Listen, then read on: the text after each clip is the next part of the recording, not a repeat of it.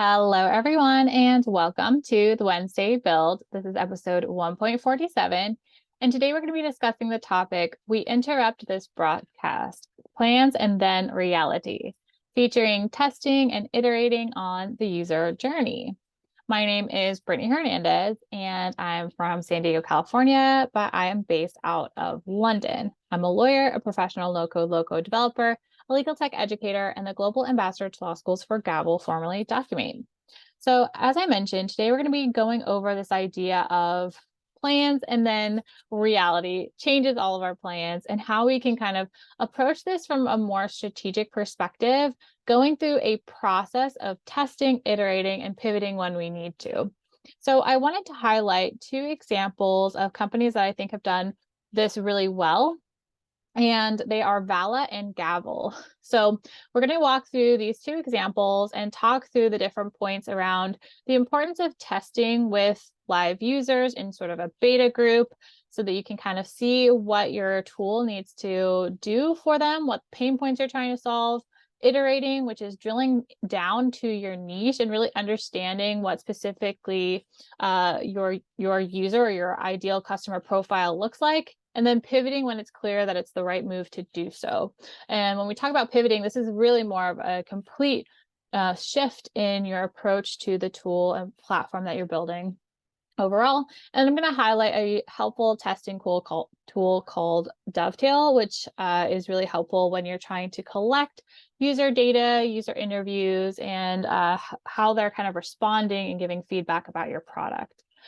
So let's go first through the example of Vala. So I actually spent some time working with Vala for about 6 months doing business development. So what's interesting about Vala is the whole idea of this platform was actually completely different when it started.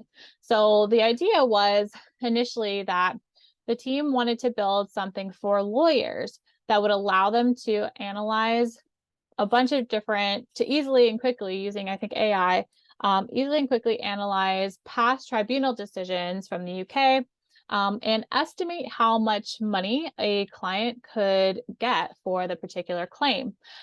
So what ended up happening is through this testing process, they were actually able to see that lawyers didn't want or need it. And so it took that process, though, of coming up with an initial idea, sourcing out different people that they could test and talk to, and then creating this type of beta group that allowed them to ask different questions, get feedback on the platform, and really understand where the market need really is. And in that case, there really wasn't the market need. And what ended up happening there was they decided to pivot the system to actually be consumer facing. So instead of having kind of a B2B model, they switched to direct to consumer, where in what it looks like now is actually a platform for employees to manage their own tribunal case against their employer. And this is really intended for people who are kind of in that gap between being able to qualify for reduced fee services and being able to pay for an attorney to do their case for them. So for those of people who want to have a lot of control and be a self-representer through the tribunal, this is a case management platform as well as a template platform for those workers.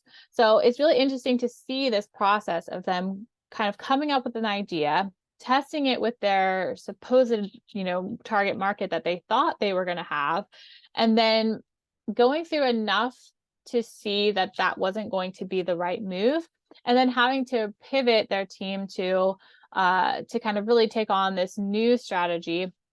And they've done really well. And they've tested, during my time with them, we were able to test lots of different platforms for our outreach efforts to try to find where are the people that we're trying to talk to, where do they hang out. And it turned out that TikTok was actually a huge place for sourcing new leads for this particular type of tool. So it's been really interesting to watch the trajectory of this particular company. And they've been doing really, really well. They have a free forever kind of case management platform, and the model for pricing actually comes in around the templates that are used.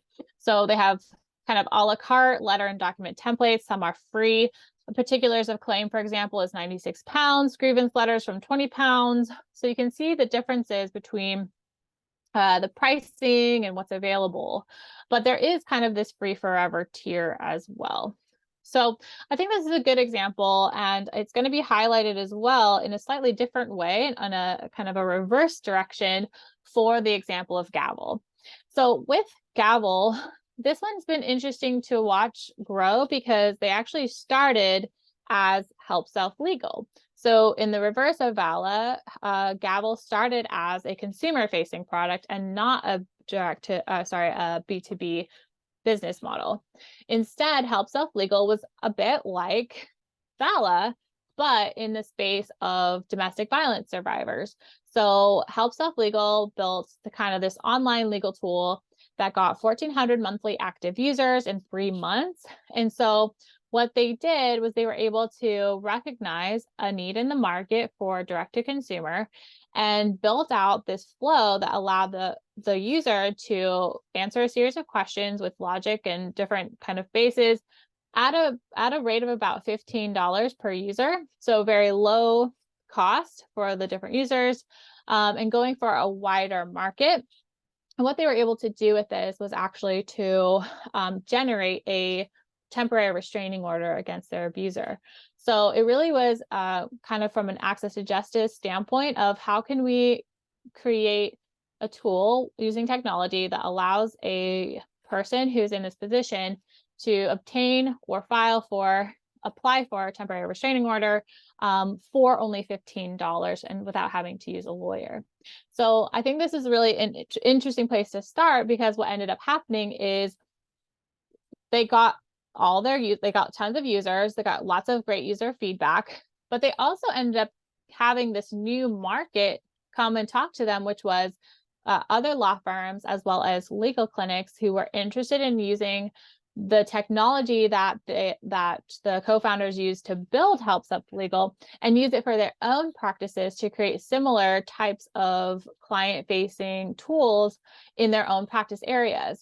So with that, we see a shift from this consumer-facing product to actually selling the back end of it, the actual tool that was used to create the automations and to create the client-facing tool, being sold to other lawyers and legal clinics so that they can customize their own automations and create legal products.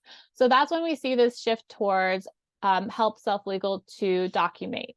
So Documate was launched in 2019 as now more of a way of emphasizing the ability to help attorneys service those who may be victims of family violence and are not and those that are like less able to defend themselves.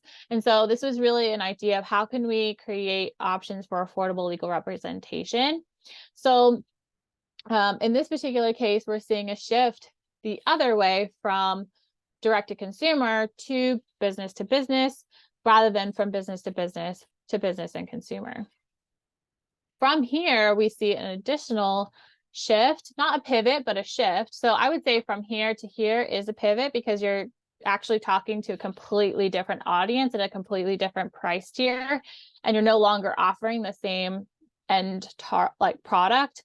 So in Help Self Legal's case, the product that they were selling was a flow that allows a person to obtain a particular document at the end. But now the product is completely different in that it's a tool that allows other lawyers to use it to create their own version of that type of tool. So I'd say that's a huge pivot. And then what we see is from Documate a shift to what's now Gavel. So this rebrand was really interesting. It came at the earlier part of this year in January. And this is a good example of actually kind of anticipating changes in the market and actually helping to facilitate them. So this line here is the biggest shift from Documate to Gavel, which is that the new name reflects this expansion and our focus on legal productization. So this is really being this idea of Gavel being used by lawyers to create legal products and entire suites of products like Help Self Legal did, and helping that be the case in other areas and practice types and jurisdictions, because the platform itself just operates on, this idea of using different blocks and using logic and integrations in order to create a system and flow that you can use these products within that kind of space. So I think these are really good examples of testing, iterating, and pivoting, and how through that testing process, you're trying to start with an idea and then do some testing to validate your idea or to disprove your idea, to say, we actually need to try something else, or this isn't really our target market, or this is not even a pain point that someone needs solving. And then iterating on whatever you do land on so that you can drill all the way down to your niche, which could be lawyers in family law and estate planning with solo or small size businesses who are looking to automate their internal processes and create legal products that they can sell to create diverse revenue streams within their business. So that is a very niche down ideal customer profile that allows you to then have messaging to target that particular end user who may not be looking for this product, but once you talk to them in a way that understands them, you'll be able to attract.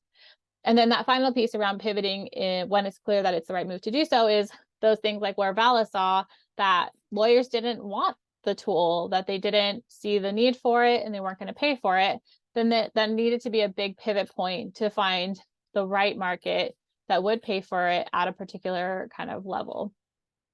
So finally, let's go quickly into helpful testing tools. So in order to understand when it would be the right time to pivot or iterate in this testing process, you can use tools to help you with this. Some people keep it really basic and they'll use something like Google Sheets or Airtable or SmartSuite or anything that just allows you to have rows of information where you have maybe a form that someone can fill out and that form populates let's say Airtable form or Airtable sheet that allows you to kind of go through and see, okay, this person gave us this feedback on this day and they gave it this star rating and so on and so forth. And you can try to find patterns within that, reading through the different feedback you get from all the different customers. However, they do also have available customer insight applications that are already built out for you that will do this for a fee. So from Dovetail's perspective, they have, I believe now, they used to have a free forever type of plan. I believe it's now a 14-day free trial. Let me just double check. Try for free. So you start with a free trial and then some of these features will go away. And then from there, you can do $30 per month or $300 a year and so on. So depending on your tier that you need, you could get these different features. I'll just show you what this product actually looks like. I'm not an affiliate of Dovetail. I just think it's useful as a tool. So when you have an account, it looks a little bit like this. And you have the ability, one of the benefits of having something like this is the ability to organize like notes and interviews, to have them all in one place, and to also benefit from the ability to link your Zoom account to your Dovetail account. And what it will do is you'll be able to pull in any of your recorded sessions with a client, for example. In this case, I was kind of playing a role of being a client who came and asked for help. And what it will do is it will transcribe the interview. And you'll be able to actually go through and tag different parts of this interview. You can say like their name, and you can actually go through and identify if something's like a big job, a little job from the jobs to be done framework, highlight things. You can indicate if there was more than one speaker, and then you can create from there different notes and tables and things like that. What's also helpful is then you'll be able to see, after you have multiple different interviews recorded and tagged up and highlighted and so on, you'll be able to start to see different jobs here, for example, like injuries sustained, and see who all and where somebody was talking about that. So if you wanted to do more research into that, Insights is a place where you can share different thoughts about what you've seen through the different interviews with your teammates. So in this particular case, we've done some research here and we want to share it with our teammate. We can just give them the link. You can have readmes where you have a goal, hypotheses, the plan, research goals, methodology, and everyone can agree on the approach there. So one of the cool things here as well is you can see from this highlight table the content. So all of these different highlights that have come through, what they are, and you can open straight to that part of the video and see how all the tags have worked out. So there's a lot that you can do in here actually. And you can kind of upgrade to different pieces, but overall it's going to be interesting to go through and see how you can organize this in a way that allows you to see all of your customer insights in one place, whether you do that with Dovetail or a free plan from Airtable or using Google Sheets or whatever else. You just want to have the ability to have a consistent tagging experience and also the ability to kind of have all of those insights be related to each other so you can start to see patterns. So this has been just a quick overview of some thoughts around plans and then reality, testing, iterating, and pivoting when you're considering the user journey. So if you have any questions, feel free to reach out to me. Just going to go over a few announcements, which are, this has been an episode of the Wednesday Build, which has new episodes live every Wednesday. Code Word Hex is more tutorial based, and that has a new issue out every Tuesday, along with the Tuesday Forecast, which is a free weekly newsletter with different community events that are going on. Also, we have Gavel certification courses. If you check us out at chromiumacademy.com, which also has courses in software and Airtable, go full page with more to come.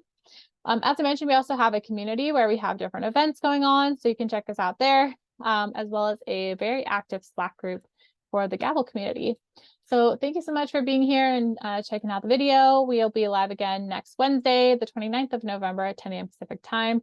And we're going to be discussing the topic, why become a polyglot as a no-code, low-code developer. Feel free to connect with me on LinkedIn or via email at brittany@chromium.pro. And then for any inquiries relating to Gavel's law school program, you can just email me at brittany@gavel.io. So thanks again for being here, and we'll see you next week. Bye, everyone.